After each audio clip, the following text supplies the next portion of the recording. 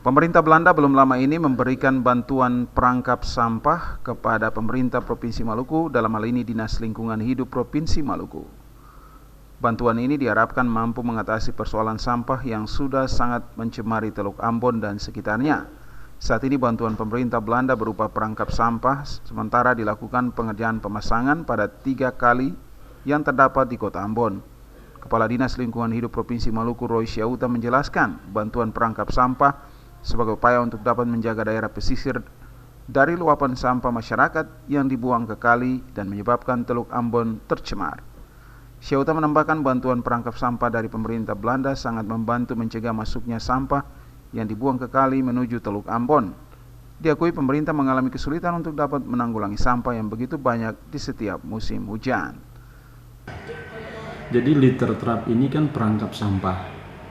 Nah, selama ini kan sampah-sampah itu berdasarkan data yang kita lakukan pengamatan di lapangan, ada beberapa sumber. Selain dari 5 sungai yang besar yang bermuara di Teluk Ambon ini, pasar juga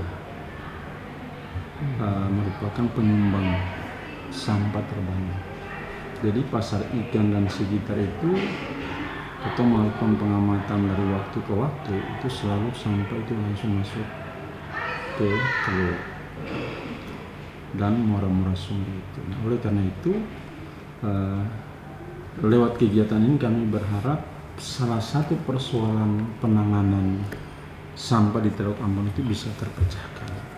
Memang belum bisa secara keseluruhan, tapi dari 5 sungai ini ada 3 sungai tahun ini kita pasang. Mudah-mudahan tahun depan itu ditambah dengan 2 sungai lain. Syauta mengatakan biaya operasional untuk mengangkut sampah cukup besar, karena itu diperlukan itikat baik dari semua pihak dalam menjaga agar tidak terjadi pencemaran laut dan mendorong terjaganya ekosistem laut di Teluk Ambon. Charles Melki Unga melaporkan.